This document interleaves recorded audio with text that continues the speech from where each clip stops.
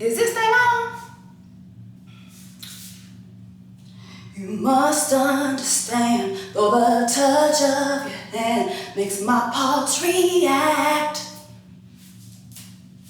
that it's only the thrill of boy meeting girl, opposites attract. It's physical, only logical. You must not know that it means more than that. Oh, what's love got to do with it? What's love but a second-hand emotion? Listen, don't make me fuck up Tina. I will fuck up some motherfucking Tina Turner up in this bitch, okay? Don't get me motherfucking started on Tina motherfucking Turner. Don't get me started on Anna motherfucking May Bullock, okay?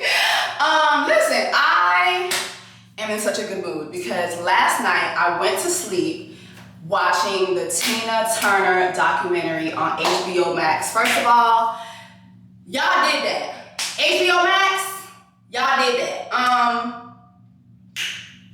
I thought I was gonna sit through like a documentary. Not necessarily like a boring documentary. I wasn't really like expecting much from it.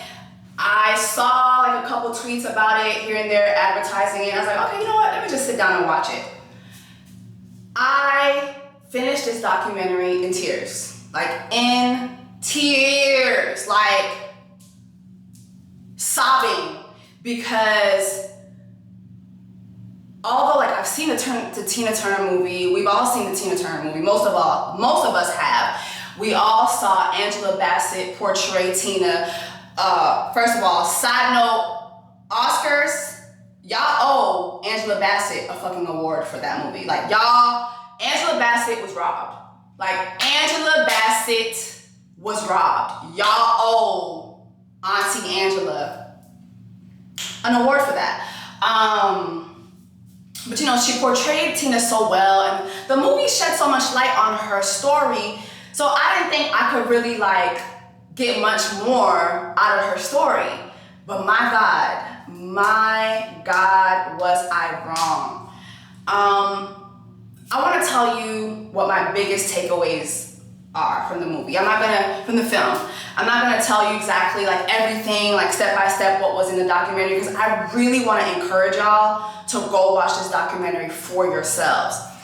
Number one, I think my number one biggest takeaway from watching the Tina film, the documentary, is that my best days are ahead of me. If you're watching this right now, your best days are ahead of you. Like, no matter how discouraged you are in this moment, no matter how much it seems like so many things are not going, your way, your best days are ahead of you. Like, God still has a plan for your life.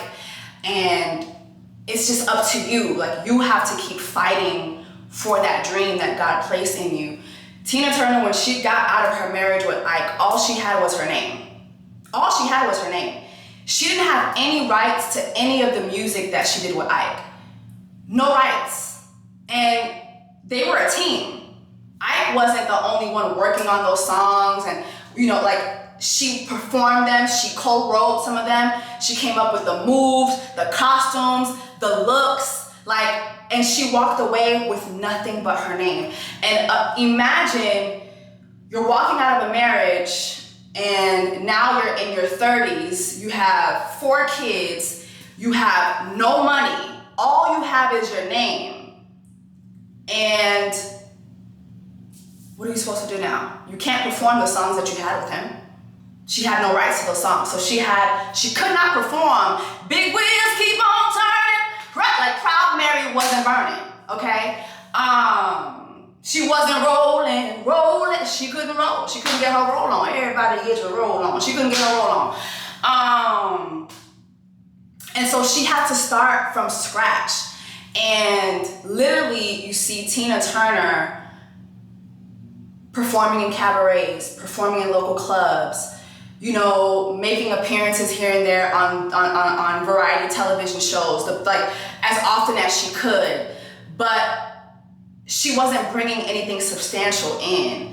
And it wasn't until her 40s that she finally got, I can't remember her manager, the manager's name, but it wasn't until her 40s that Tina Turner met the right manager, got to Capitol Records, was shelved for a while, but finally, like at 44, 45, that's when What's Love Got to Do With It came out. So you have Tina Turner, who went from Ike and Tina, the review, to having to leave that marriage with nothing, not a dime, no rights to the music, nothing, to, for the next like 15 years, 16 years, like trying to make it, performing in bars, clubs, hotels, variety shows, to her being 44 and finally having What's Love Got to Do With It.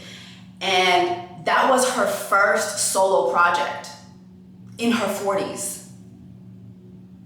Her first solo project was in her 40s. And I really want y'all to understand that. Like, we're not talking about a desk job here. We're talking about a singer, a performer, rock star, pop star. When have you ever seen that done? When has that ever happened? She was the first and probably the only person to ever accomplish that. Your first solo album sells over 20 million copies, several #1 hits. And her dream, she told her manager, I'm getting chills, but she told her manager, her dream was to sell out stadiums. Tina Turner was selling out stadiums in her 50s. In her 50s for her first solo project. That is unheard of.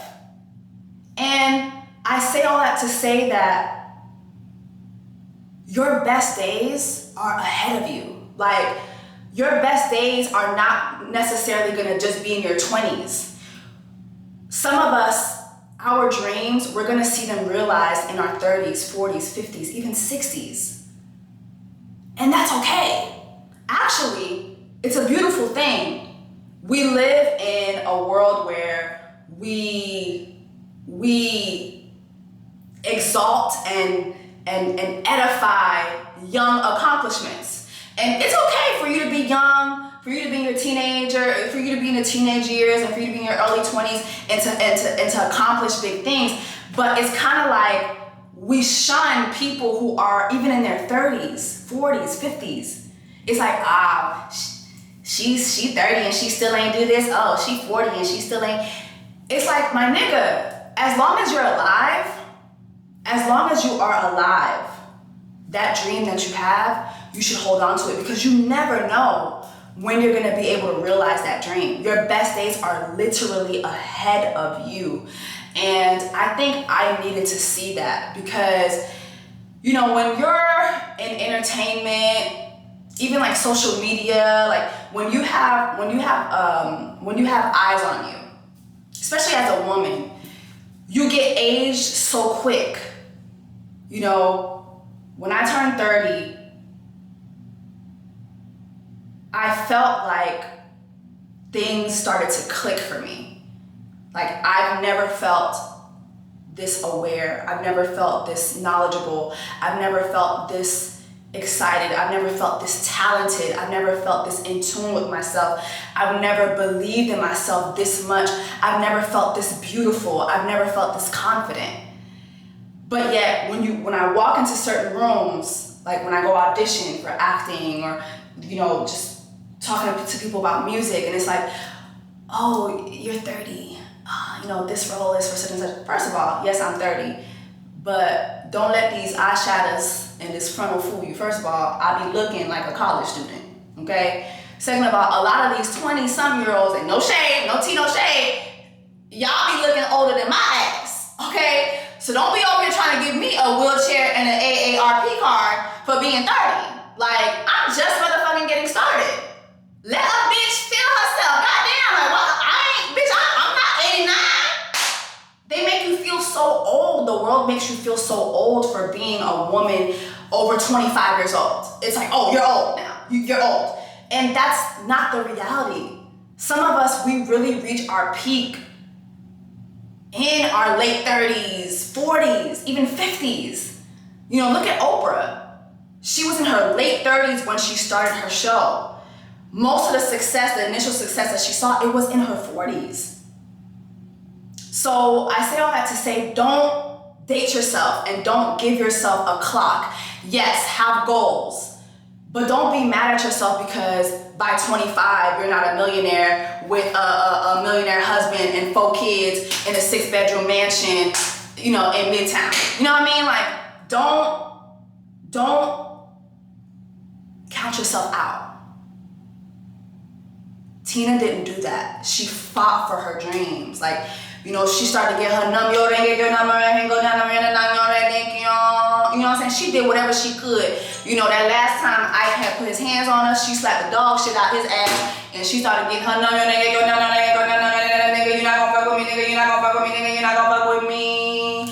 And you know what I'm saying? And then she fought for her dream. And so that just encouraged me. And I want to encourage you, and I really want you to see this movie so that you can be encouraged by her story. Another takeaway for me too was her relationship with Ike. You know what I hate? I hate when victims are questioned along the lines of, why didn't you leave? Well, if he was raping you, just why didn't you leave? If he was hitting you, then why didn't you leave? It's not always that easy, especially when you have children, especially when you have businesses, especially when you have, like, you've built a life that is codependent on this person. So it's not always just easy to walk away. And then let's not even talk about the psychological part of it. You know, you cultivate a victim. Victims are cultivated. You don't just wake up one day and you're a victim. That person groomed you to be a victim. And that's exactly what happened with Tina. I groomed her to be a victim. From day one, he told her, every time I write something for somebody, every time I make somebody else successful, they take what I do and they leave, and they get all the credit for their success. You know, prior to this documentary, I never cared to look up Ike's history, but Ike was literally he's credited for starting rock and roll. Like, he's credited for having early credits to starting that genre. And what happened is, literally, like, he would write for these artists, he would put these songs together, and these artists would go on and leave him and become successful and leave him in the dust. So yeah, like, he had his reasoning, but he used that to abuse Anime. Anime was 17 years old when he got a hold of her, and he was able to cultivate her from a very young age. Don't leave me. Promise me you're not gonna leave me like the others. Promise me you're gonna stick this out. And he groomed her to be a victim. But then what I love about this film too, it talks about how, which is something they didn't really show in the film, it talks about how her mother was abused by her father. So in Tina's mind, she grew up seeing her mother being abused. So you grow up seeing your dad hit your mom. You think it's normal. This is what you grow up with. And then just one day out of nowhere, her mom and her dad left her, never to return. And so now you're in this marriage where this man is telling you, don't leave me. She remembered what it was like for her mother to leave her. So now it gave her Stockholm syndrome. It's like, he's hurting me, but I don't want to hurt him. That's why when people say, oh, well, why didn't you leave? Why she didn't just leave? It's more than that. It's more than just what happens physically. It's what happens mentally and even spiritually. I feel like there are, I don't want to get overly religious here, but I really feel like there are demonic spirits tied to people who are abusers. And so you're fighting physically, mentally, spiritually as a victim. That's why you're staying. There's so many things that are just telling you to stay. So it gave me a chance to look at her from another standpoint. Finally, this is my last takeaway, and I don't want to say too much. I really want y'all to go watch this documentary. Tina Turner met her now husband when she was in her late 40s, okay? I think he was in his early 30s and she was in her late 40s. White guy, don't ask me his name, I can't remember his name. They got married 27 years later. So literally like 10 years ago, like they got married 27 years later. She was saying how prior to her husband, she had never experienced love. Her mother didn't love her. Like, she was detailing how even later in life, when she became successful, her mother never expressed that she loved her. Her mother never expressed, I'm proud of you. I'm so happy that you made it through. But she yearned for her mother's acceptance. So she did everything she could for her mother. Like, she bought her mother a house. She gave her mother money. She bought her jewelry. Like, she made sure her mother was taken care of so that she could feel that love. And she did the same thing for Ike. It's like she wanted that love. So it's like, you know what? Okay, I'm gonna do whatever I have to do to experience those few seconds, those few moments that I do get every once in a while from you that feel like love. And when she met her husband, that all changed. It all changed. She said she felt like she loved him immediately. That her manager at the time had sent her husband, who was also, I think he was a label executive or something like that, sent him to go pick her up from the airport. And she said she was shaking when she saw him. Shaking. She knew she loved this man. And then watching him talk about her, he said, till this day, Tina and I could be together, and let's say I leave her for a little bit and I have to go run an errand or I have to go to a meeting. I feel like, my God, I'm leaving my wife. I'm leaving the love of my life. Like, I have to leave her. I have to leave her to go. Like, I still feel that feeling. And when he was talking about just how much he loved her, I was like, my God, like, that's what I want. Like, I want to experience that. I want to experience that type of love. That, ooh, I don't want to leave you type of love. Like that, ooh, let's stay in the bed all day type of love. Let's just sit here and talk for hours type of love. Let's just look at each other. Let's just be quiet together type of love. Like, I feel sometimes so discouraged when it comes to dating because it feels like people are not really looking for that no more. People are looking to fuck. You know what I'm saying? A nigga take you out for the 2 for $20 special and he is expecting pussy after a 2 for $20 and a margarita, $5 down at the Chili's. He's expecting to crack your back afterwards. You know, they're not really looking for love. And I feel like even a lot of girls too, like, I have to be honest, you know, a lot of girls, they're looking for material things. And so now we're in an awkward place where people are not looking for love, and I yearn for that. I yearn to meet my twin flame. Like, I yearn to meet my soulmate, the person that when I leave you, I feel like I'm leaving a piece of me. Like, I yearn for that. So those are my main takeaways. You know, please watch it. Just please do yourself a favor. Watch this documentary. It's really amazing. And to look at her now, she's 81 years old. You know, right before the pandemic, the Tina Turner musical hit Broadway, and it was such a hit. And I didn't go watch it, and now I regret it. So when Broadway opens back up, I'm definitely gonna go watch the musical. But what a life. What a life to be 81 years old and to look back at your life and see that you persevered in a way that the world probably, we have yet to see again. There's no other story out there like hers. And you may be watching this and you're not a singer, you know, you got a desk job, you know, you're a corporate manager, or, you know, you're an assistant at work, or maybe you're working at the postal office, or, you know, maybe you're an assistant at church. Like, wherever you are, be encouraged, because your best days are ahead of you. And there's gonna be one day, there might not be a documentary on HBO about you, But there's gonna be one day where you'll be able to look back and say, wow, I persevered. I stuck it through. I did what I came here to do. I fulfilled my dreams. Simply the best. Better than all the rest. Listen, I might go watch the documentary again. That's how good it was. It's actually raining outside. So you know what? I think I'm gonna pour me a glass of wine and watch the documentary again. Drop down in the comments and tell me what you loved about the documentary if you did watch it. And even if you didn't watch it, like Tina Turner's life, like what are some lessons that you've learned for her life? And you know what? Let's even get more vulnerable. Like get in the comments and tell me what your dreams are. I'll tell you what my dream is. My dream is